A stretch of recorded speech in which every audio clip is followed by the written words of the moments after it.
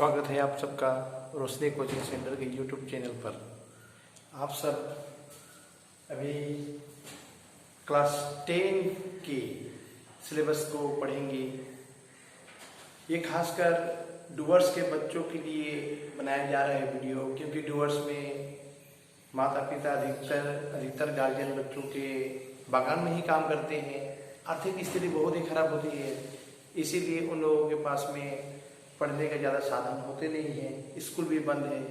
तो मैं कोशिश कर रहा हूँ आप लोगों को यूट्यूब के जरिए पढ़ाने का। तो ये ज्योग्राफी का पहला लेसन है। पहला लेसन में क्लास 10 का ज्योग्राफी का पहला लेसन, उसमें सबसे पहले हम लोग ये पढ़ेंगे कि नदी से निर्मित स्थल स्वरूप।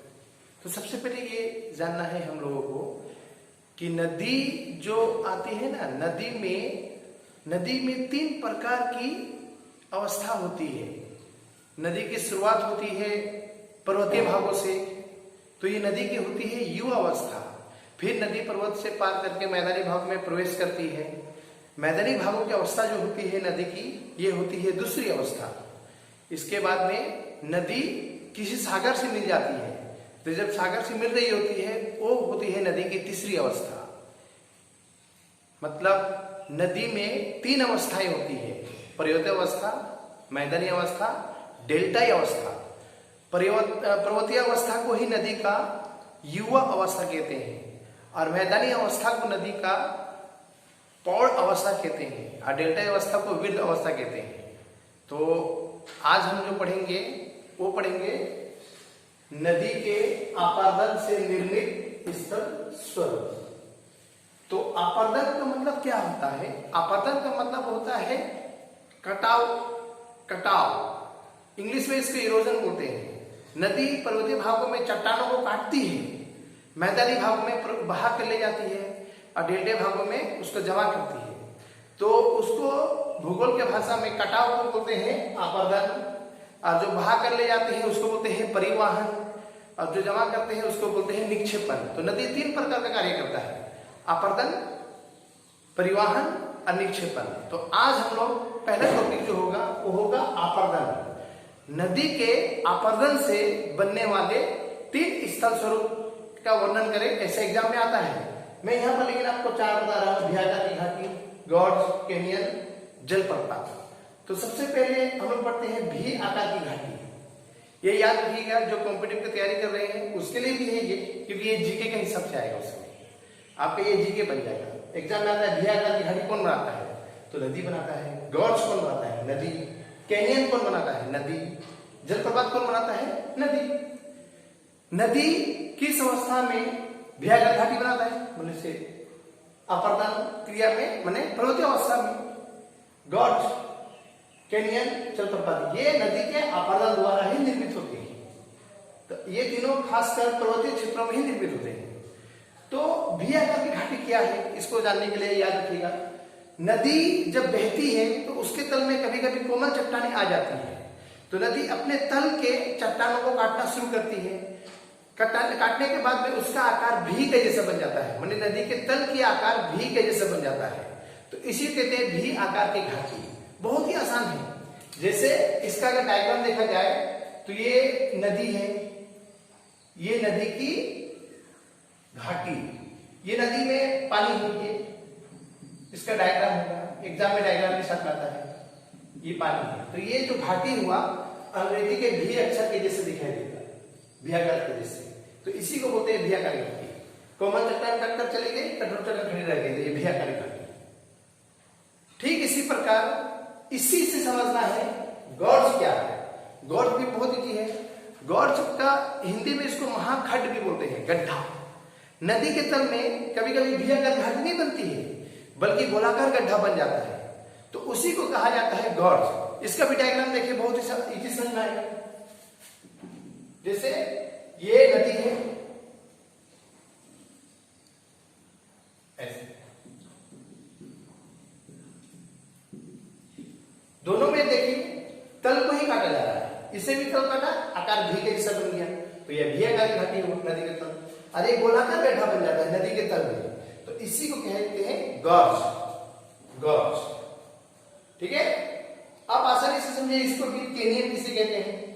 इसको जब समझ में आया, ये भी समझ में आया, ये भी समझ में आ जाएगा, बस डायग्राम का अलग है, मैंने जो आकृति होती है ना बड़ी खाली वो अलग है, उसी से तीनों को बताया। जैसे इसका अगर कैनियन अगर देखना है,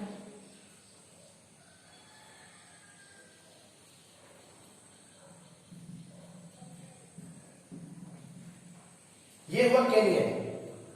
कैनियन में सुरंग का जैसे गड्ढा हो जाता है नदी के तल में, सुरंग का जैसे गड्ढा हो जाएगा, बहुत ही ज्यादा गहराई में चला जाता है, तो उसका नाम पड़ जाता है कैनियन।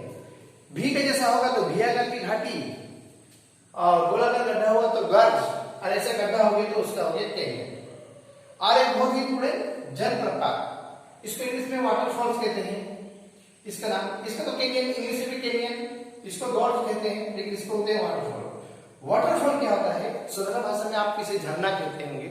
जैसे नदी में मान लीजिए ये चट्टान है, इधर कठोर चट्टान है, ये कठोर चट्टान, इस तरफ कोमल चट्टान, तो नदी ऐसा कोमल चट्टान को काट देती है, तो नदी का पानी ऐसा आकर ऊपर से नीचे के गिरने लगता है ऐसे। ये कठोर चट्टान है, ये कोमल चट्टान था, कट के चला गया, तो पानी इधर से आके इधर नीचे गिरना शुरू हो गया, तो इसी को कहते हैं जलप्रपात, माने झरना। तो बहुत ही इजी से क्लियर हो गया। नदी के अपरदन द्वारा बनने वाले 3 स्थल स्वरूपों का वर्णन करें, माध्यमिक एग्जाम में आता है, आपको ये जानना भी है। तो इसका मैं 4 बताया। सबसे पहले क्या बताया मैं, भी आकार की घाटी। भियागर घाटी कैसे बनता है, नदी के तल में भी जैसा आकार कट जाता है, पहले ये कोमल चट्टान होती है, फिर कट कर चली जाती है। दूसरा है गॉर्ज। गॉर्ज कैसे बनता है, गोलाकार गड्ढा जब बन जाता है उसी का नाम पड़ जाता है गॉर्ज, ये भी तल में ही बन रहा है। तीसरा कैनियन। कैनियन कैसे बनता है, तल में ज्यादा गड्ढा हो जाता है गहराई में, जैसे कहा जाता है अमेरिका का ग्रैंड कैनियन विश्व का सबसे गहरा कैनियन है। और जलप्रपात, जलप्रपात को साधारण भाषा में झरना कहते हैं। झरना कहने का मतलब अगर एक तरफ कठोर चट्टान रह जाए, कोमल चट्टान दूसरी तरफ आ जाए, कोमल चट्टान करके चल जाती तो ऊपर के जल है नीचे गिरने लग जाता है, तो ये होता है जल प्रपात। तो ये नदी के आपादन से बनने वाले स्थल स्वरूप। आप इसको घर में बैठ के इसका नोट्स भी तैयार कर सकते हैं, अगर इसको भाषा में सीखना है तो थोड़ा इजीली सुनिए।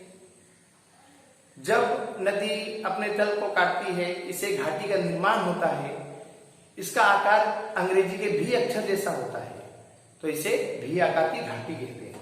इसकी परिभाषा हुआ गॉर्ज। नदी अपने तल को अपरदन द्वारा काटती है, कोमल चट्टान कट कर चली जाती है, इसके तल में एक गोलाकार गड्ढा का निर्माण हो जाता है, उसे कहते हैं गॉर्ज। कैनियन किसे कहते हैं, नदी अपने तल के कोमल चट्टानों को अपरदन द्वारा काट देती है, इसके तल में एक गहरा गड्ढे का निर्माण हो जाता है जो सुराग की तरह दिखाई देता है, या अंग्रेजी के आई अक्षर की तरह दिखाई देता है, उसे कहते हैं कैनियन।